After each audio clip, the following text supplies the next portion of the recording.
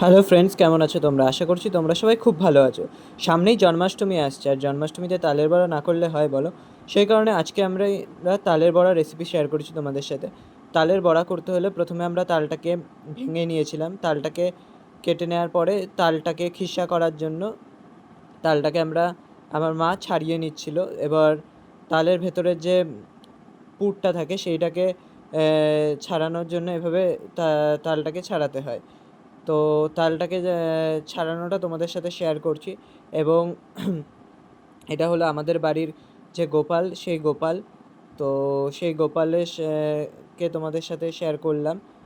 এবং এরপরে আমরা যে নারকেলের যে পুর, সেই নারকেল চিনি দিয়ে মেখে রাখা, সেই নারকেলটা কুড়িয়ে নারকেলের সাথে চিনি মিশিয়ে একটা পুর তৈরি করতে হবে, যেটা ওই তালের বড়ার জন্য রেডি করতে হয়।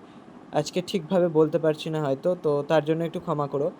অ্যান্ড এই পুরটা রেডি হওয়ার পরে তার সাথে তাল মিক্সড করে সেটাকে কিন্তু আমরা বড়া হিসাবে তেলে যেরকম ফ্রাই করে সেরকমভাবে ফ্রাই করে নেব। এটা যেহেতু ঠাকুরের জন্য, সেই কারণে আমরা আলাদা গ্যাসে ফ্রাই করছিলাম।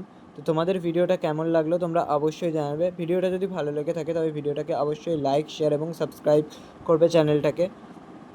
এবং ভিডিওর নিচে অবভিয়াসলি কমেন্ট করবে যে আর কী ভাবে কী ব্লগ তোমরা দেখতে চাও বা কীরকম ব্লগ তোমরা দেখতে চাও।